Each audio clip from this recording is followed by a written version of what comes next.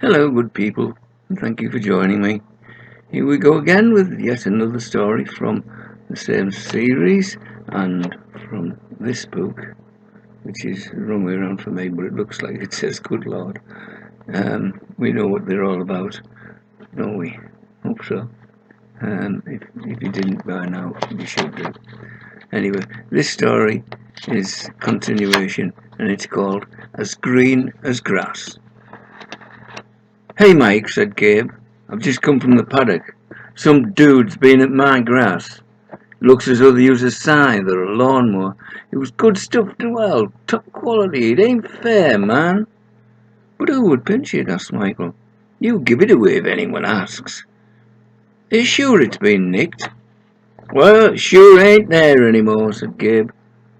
"And Agnes's sheep wouldn't crop it in straight lines. Come and have a look for yourself." Sure enough, Gabe's latest crop was sporting a shorn path up the centre like a runway for light aircraft. "Hey," said Gabe, "it's got bigger since I was last here. We'll have to mount armed guard. It must be those imps from down below. Diabolical liberty, that's what it is."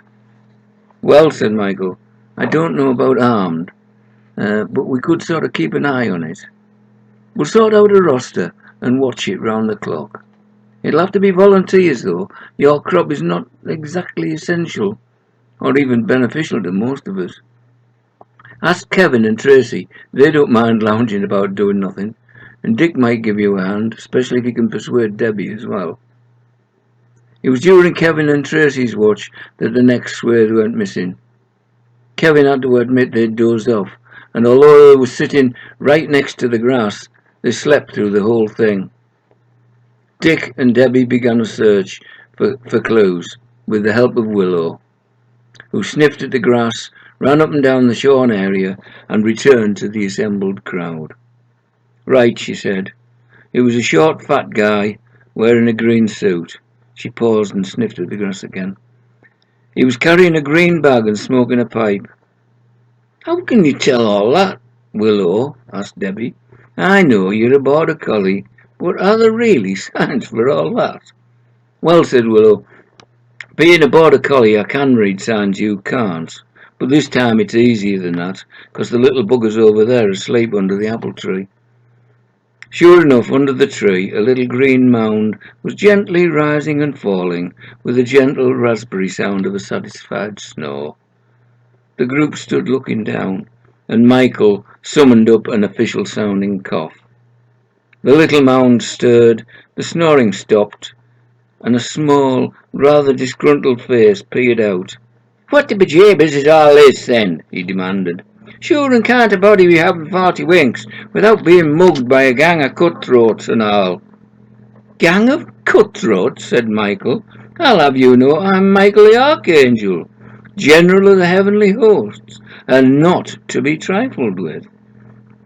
I believe you have been appropriating certain property. I want to inspect your bag. You, my man, have been nicked. You're under arrest."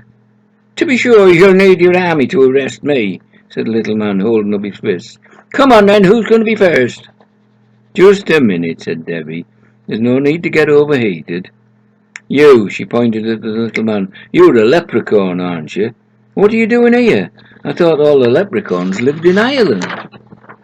"Hey," said the little man, "don't you be calling me a leprechaun. That sounds like a tropical disease. We're known as the little people. Seamus O'Flaherty it is to you, madam, and I'll have you know I'm a tourist.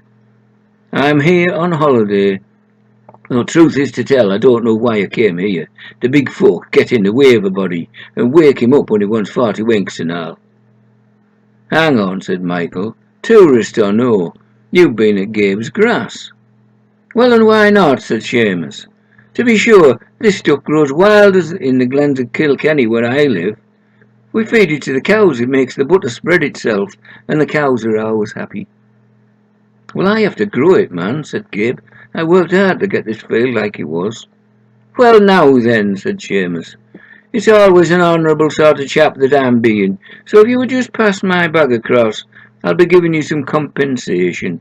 And if you're ever in Kilkenny, Just drop by and I'll show you how to grow it properly. Dick hefted up the bag, which clanked with the sound of many bottles. Seamus opened the top and drew out several dark-coloured bottles. Here you are, he said, passing them round. A drop of the black stuff to wet your whistles. Here's looking at you.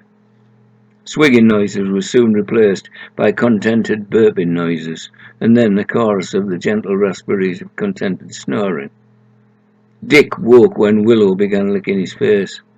To be sure, he said, but that was a good drop of the black stuff. Oh, be jabers, said Michael, waking up. To be sure, the stuff has been after getting to the lot of us. I'm only hoping to goodness it'll be wearing off by morning, or to be sure himself'll be having something to say. And what's more, said Debbie, that little fella Seamus, sure he's off and gone. Ah, come on, said Kevin. Sure, it's not yourself believing in little people now, is it? Okie dokie.